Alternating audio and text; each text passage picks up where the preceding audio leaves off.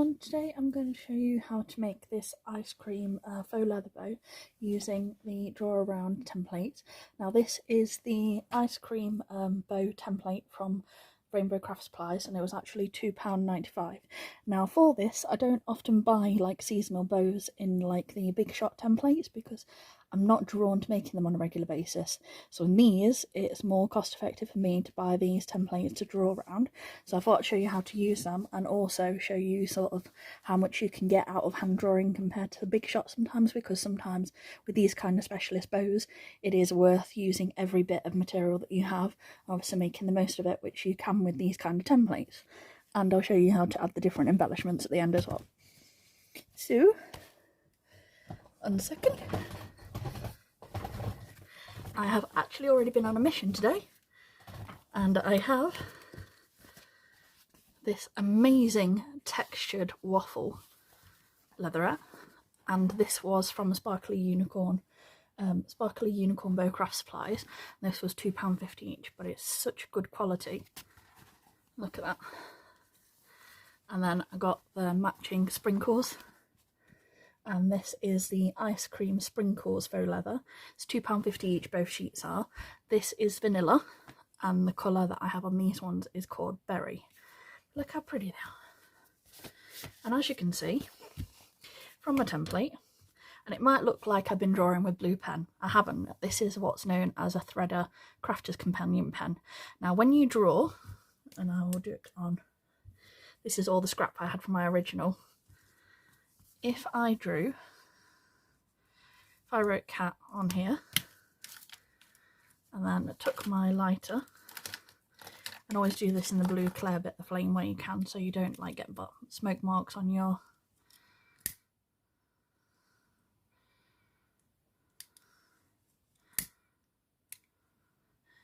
and it's gone, so it's perfect. So when I cut these out, if I have left any edges anywhere, I can literally use this and heat those away. So there you go. And from this I have got 1, 2, 3, 4, 5, 6, 7 and 7, and from the previous one I also got 3 sets of these tails as well, which I will show you. So you just place it where you want. You don't have to have the matching tails, you could choose like a glitter or anything like that. I just wanted to get the very most out of all my material, and like I said, use everything, every little scrap, because like I said, if you're going to hand cut, make the very most out of what you are doing.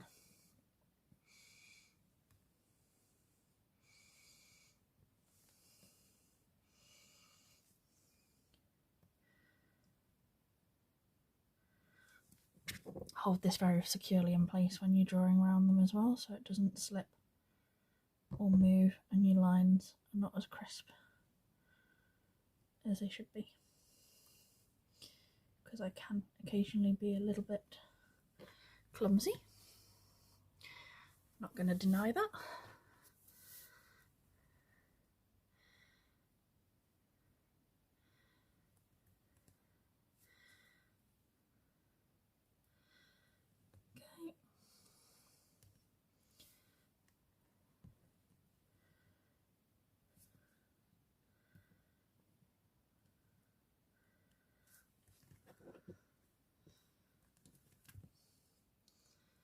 You see, that slipped a little bit there, so do be careful when you're doing this.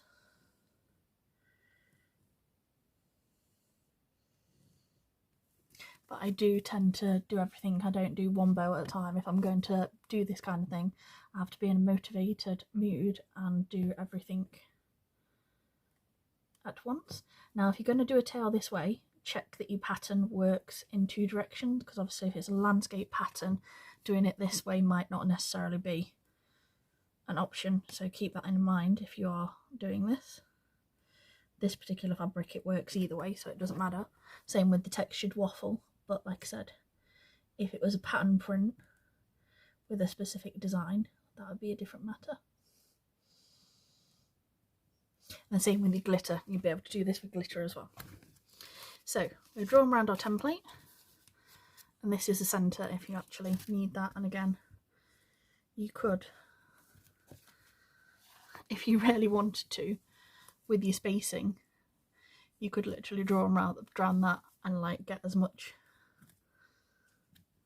as humanly possible.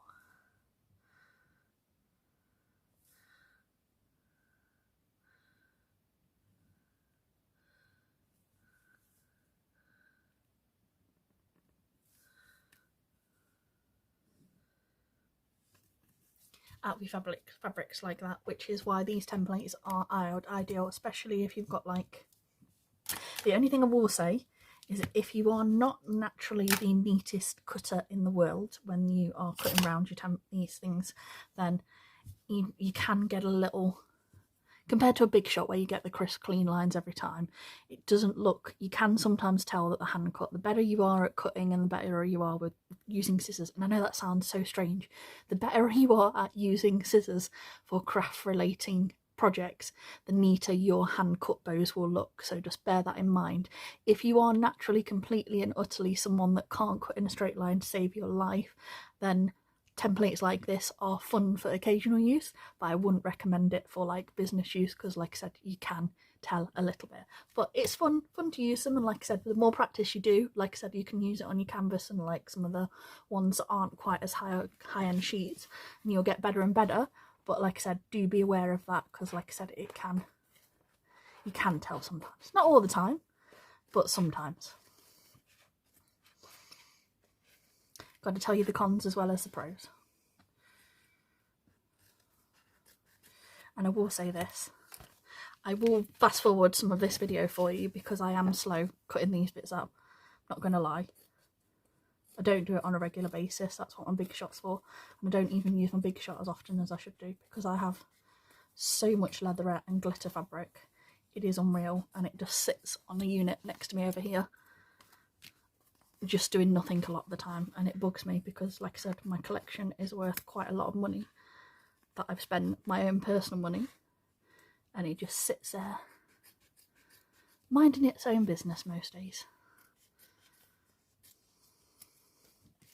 So I have cut my pieces that I need out, and let's cut these.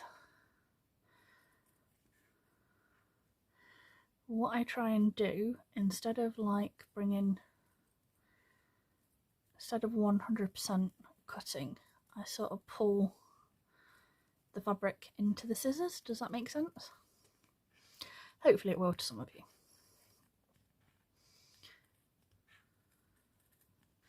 But it's sort of a combination of me and the scissors instead of just the scissors.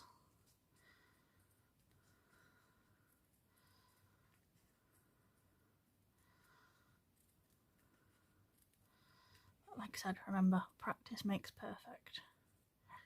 And I try and cut almost on the line. But like I said, don't be too worried if you can see it if you use these, because like I said, that heat, and it will be gone in no time.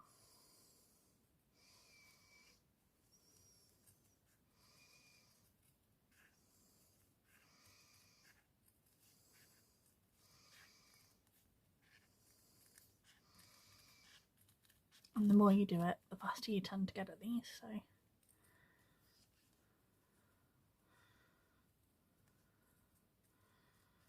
Once I'd finished drawing around them, the ones from earlier, and cutting and folding the ones that I made, it took me about an hour to do about 7, which is not too bad really.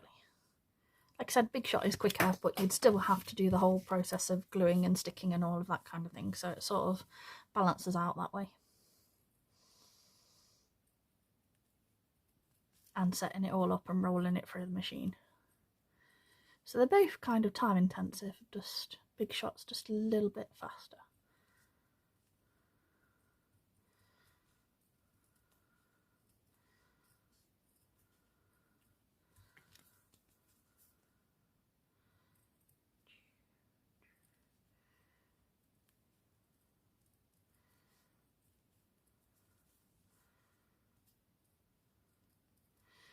I am considering a tutorial where I show you the difference between drawing around a template, the big shot, and just doing your own freehand. This is how it works if you literally just drew the shapes and cut them out. So you can see the difference in the time on exactly the same style bow shape. So if that is something that you would be interested to see, comment below I'll put a comment in and I will add it to my list of future plans.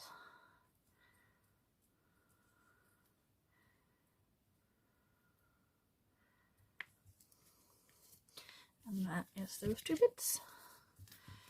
And then I never know whether or not to cut this side first or cut the other side, the base. So this time I'm going to do the base, but sometimes I work the other way around.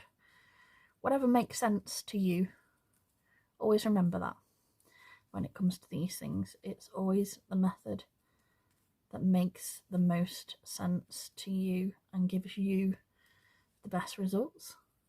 I can give you tips, tricks and advice as I know them, but you know what works best for you as a learner and your own little tips and tricks that you've picked up over the years.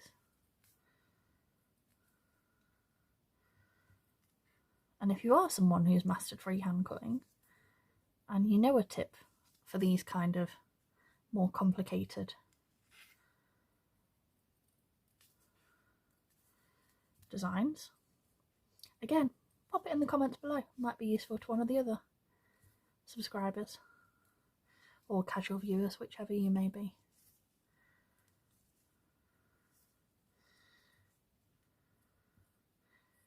I will say this, I've spent too much time on my own today, which is how I ended up making 4 tutorials in one day. Got to stay in the moment when I'm focused though. Fortunately, I don't have as many of those moments as I used to.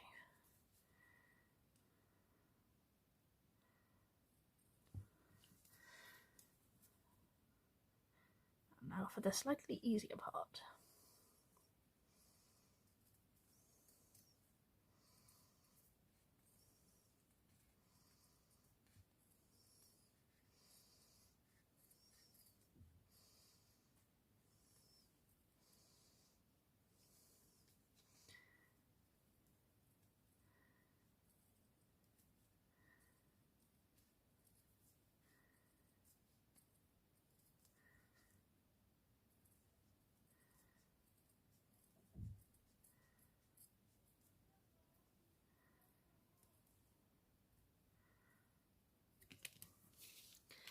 There you go. So we've got our sprinkles, we've got our back tails, and we have got our textured waffle. Now we do have the lines on some of these, so like I said, take your lighter, blue, clear bit of the flame so we don't get smoke marks, especially anywhere that we might actually be able to see. And like I said, don't put it close, just put it nearby.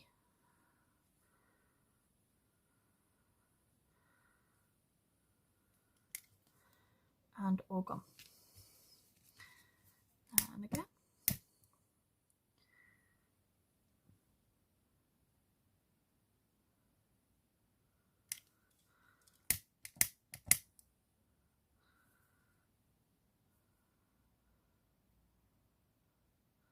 I am trying to be slightly more cautious with this because obviously it's white fabric, and like I said, if you are not careful you will get a little bit of smoke, and like I said, you don't want that, especially on that front. You don't want any.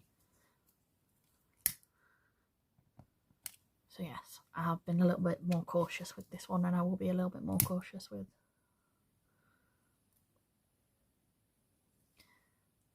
this bit as well.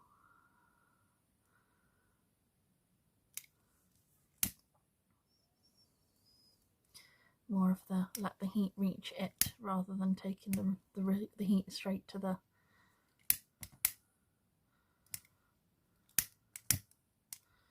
There we go. So there are all of our pieces.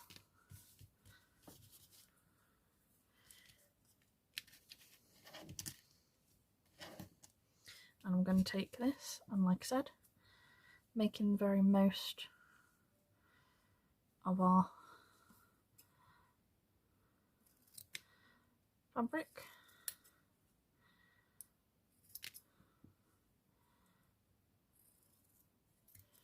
I'm going to use one of the teeny little scraps that we had from cutting around the waffle and sorting our centre out.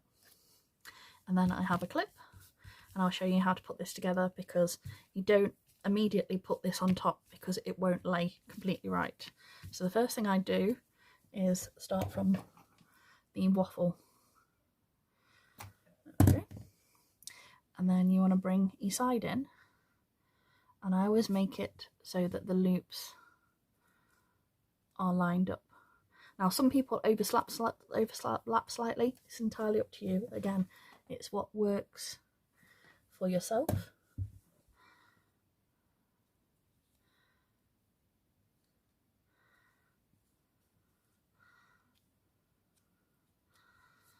And I have no feeling in my fingertips, so do be careful if you actually do that yourself, because like I said, I literally have no, and I harmed myself in a making earlier. Right, so this is what it will look like at the moment. And then we take this, and we don't want to glue all the way up, we just want to glue along this edge here.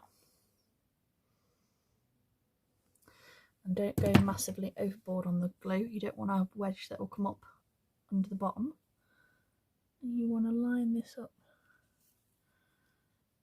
to the centre, and you want it so it sits just a little bit above the loops like this. And then we're going to bring this over, and then this side over here. Now if this is ever coming loose, what you can do is you can do a line of super glue here, and I just use this cheap one. I got this for £1 from Amazon. It works just as well as Gorilla Glue, and it doesn't dry up. Gorilla Glue for a quarter of this size now is about £7 a bottle, so this works exactly the same. £1 a bottle, £2 for two. Lasts absolutely ages compared to this. You just need to make sure that you actually completely screw it closed when you're using them. So if you are going to do this,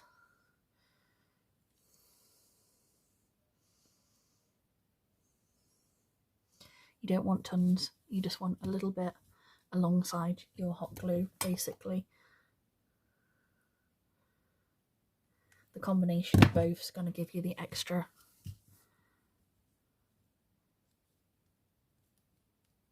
security that is going to stay in place. Okay, that's all it is, just extra. And I can still see a little bit of the blue, because like I said, I was extra cautious on that, so I'm just going to take care of that. And you see, I'm not using very much of it at all. You don't need to do masses, and also keep your glue gun away from you if you're going to layer the two glues, because it can have a chemical reaction and it will like have a very, very strong odour that will make your eyes water if you're not careful. So do be aware of that. Gorilla Glue has the strongest smell when mixed in that manner. So there you go. That's what it looks like at the moment. And we're going to use this in a minute as well. And again, little combo, little bit of super glue,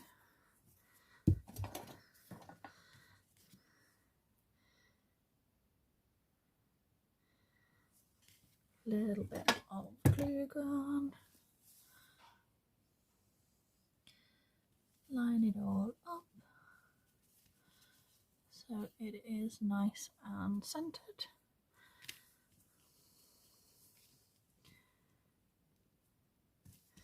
There we go. And then we are going to add our clip. And no, I don't line mine. Not going to add super glue to this. Press that down, and then we've got our back.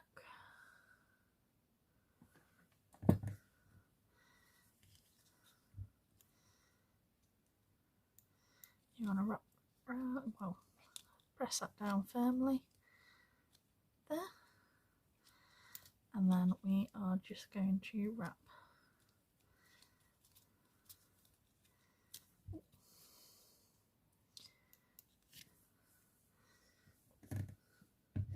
be honest, I don't think personally that is quite long enough for me.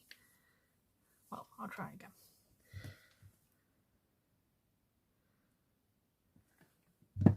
But you could cut it a touch longer. I sometimes do on this. It just gives me a little bit more wiggle room when I'm wrapping around like this.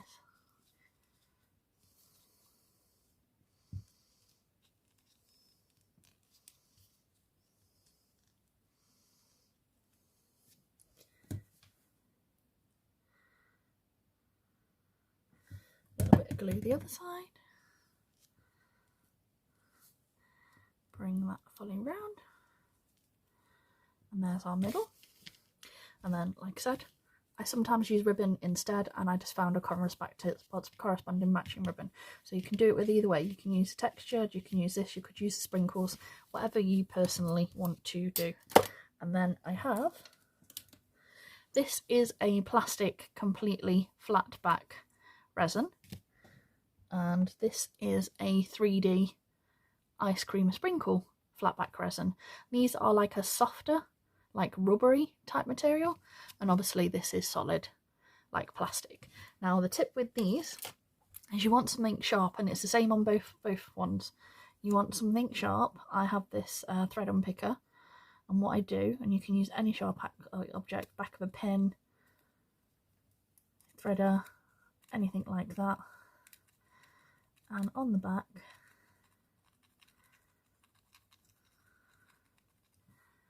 I just scratch it up like this, and I do exactly the same on this one as well. Even though it's more rubbery plastic, you want something where the glue and everything can grip to. So again, scratch up those backs, and I don't know if you can see it on that one, it's more shiny, but just there. Okay, and I'm going to add this to this one, and what I do is on the actual centre itself, I take the super glue. And again, don't overload it. You don't want tons everywhere. You don't want it seeping down the side or anything like that. Want to work out where the centre is, which is where we've scratched up. A little bit of glue.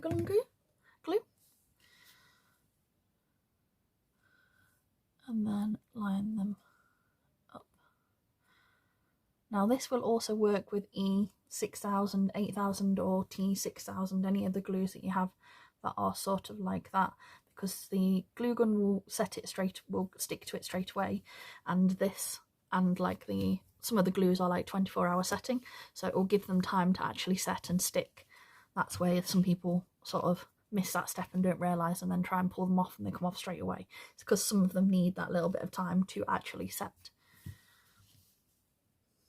And remember this, there's not one glue that works on every single thing that you have in crafting projects, especially if you use all different types of embellishments. Almost made the eye water. And we are going to do this one. At a slight angle. There we go. So we've got the berry sprinkles and the vanilla sprinkles, and hopefully you all found this useful, and it was interesting to see just how much you can actually get out of hand cutting and using your templates, and like I said, how cost effective they are. Sometimes if you're looking at seasonal bows and you want more options but don't want to spend like £25 to like £35 on a big shot die. So thanks for watching, bye.